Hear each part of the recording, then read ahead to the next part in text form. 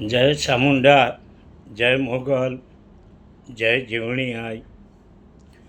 મિત્રો, આજ મારે વાત એ કરવાની છે આ જીવણીઆઈની.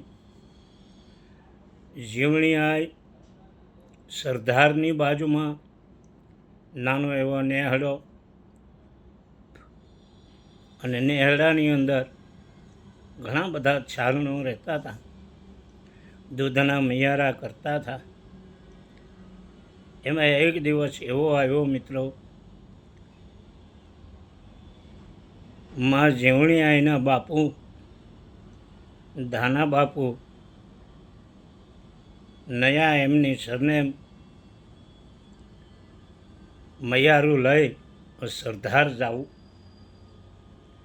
બધી તૈયારી કરી, દૂધના જે કાંઈ ઘડા હતા એ ભર્યા, હાથમાં લઈ અને હાલતા થયા બાપુ. અને જીવણીઆઈની નજર ગઈ કે બાપુ આજે મારે આવવું છે તમારી સાથે. ત્યારે ધાના બાપુએ વાતને રોળી ટોળી નાખી કે બેટા ત્યાં ન અવાય, હું હમણાં જ પાછો વયો આવું, તમારા માટે ભાગ લેતો આવું, તમારે જે જોહે એ હું લેતો આવીશ.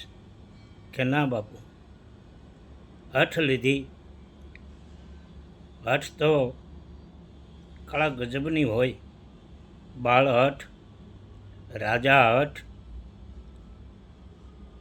તો માએ એવી હઠ લીધી કે નહીં બાપુ, મારે તમારી સાથે આવવું છે. આ વાતને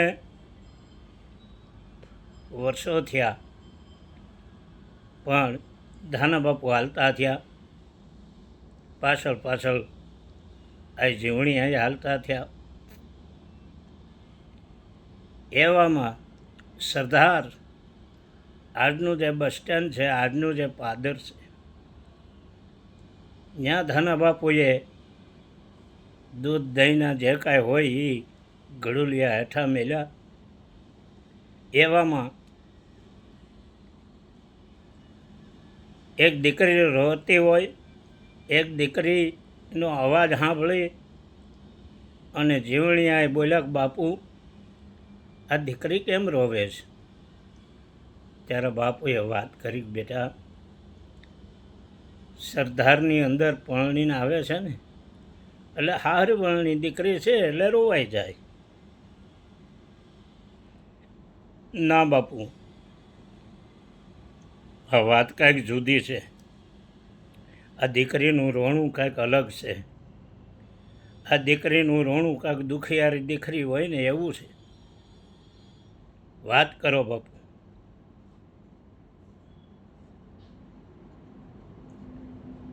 બાપુએ વાતને રોળી ટોળી નાખી, બેટા એવું ના હોય, દીકરી હારે જાય ને એટલે રોણું આવે. કોઈ પણની દીકરી હોય ને બાપ, એને રોણું આવે. કે રોતી આવે દીકરી માને નજરે પડી જાય, ત્યાં તો વારે જાય દોટ મેલીને જીવણી.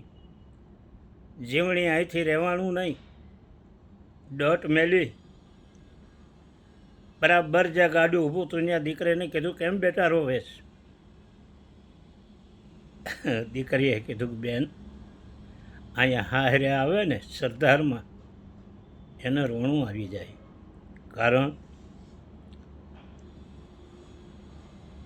કારણ એ કે અહીંનો સૂબો છે ને બાદશાહ, નજરનો હીણો છે. ગમે એ બેન દીકરી હોય એનું વેરડું સીધું ઝરૂખે લઈ જવું પડે. માટે સરદાર એવું ગામ ત્યાં સૂબો ફાટેલ ફરે. સરદાર એવું ગામ જ્યાં સૂબો ફાટેલ ફરે, એને પોગી ગઈ તું આય પલવારમાં જીવણી. એથી ઉતારી દીકરીને આ જીવણી આય ગાડે બેસી ગયા. દીકરીની વારે ચડ્યા. દાના આપવાની તું દીકરી અને પાછી નથી વળનાર, પણ સિંહણ બની સરદાર પછી ફાડી ખાધો જીવણી. બાપ ચારણની દીકરીઓ આવી જોગમાં જ આવવું અને એના પરસા તો અપરંપાર છે. ચારણની હોય દીકરી અને સુબાનો આવ્યો કાળ, એ ઝરૂખે સુબો જોઈ પસાડી માર્યો જીવણી.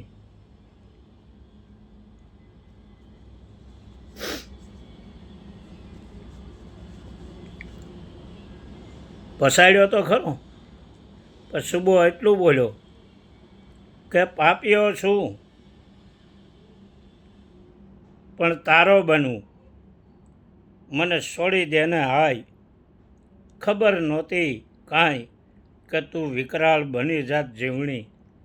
એ માં, મને આવી નહોતી ખબર, નકર હું આ વસ્તુ જ ના કરત. માફી માગી છતાંય ગાડે બેઠેલી દીકરી આંખે આંસુડાની ધાર, સાસરે આવેલ સરદાર એને બસાવી લીધી તે જીવણી. દીકરીને બસાવી ગામના માણસો ટોળે વળી ગયા, જય જયકાર થવા માંડ્યો. ટોળે વળેલ ગામ જોવા માટે આય, પણ ત્યાં તો બાકર માર્યો બાય, સરા જાહર તે જીવણી. આવી જોગમાયા એના 5 દુહા મેં લખ્યા. મજા આવે તો શેર કરજો, સમજણ પડે તો મનમાં રાખજો. અમુક અમુક શબ્દો ન સમજાય, અમુક અમુક તો સમજાઈ જાય. પાપીને માર્યો પલમાં, સર્વનો છુટકારો થાય, બોલાય જય જયકાર કાયમ માટે જીવણી. એમાં તારો જય જયકાર થાય છે. એવી આ જીવણી સરદારની અંદર કવિ નરહરદાન કહેતા હોય કે સરદાર આવે દર્શન કરું તો ખોળિયું પાવન થાય. એમાં સરદાર આવીને દર્શન કરું તો આ ખોળિયું પાવન થાય. એવી જબરી તું આય, રેડ નરહર નમતો જાય, રેડ નરહર નમતો જાય. બોલો જીવણી માતની જય, ચામુંડા માતની જય.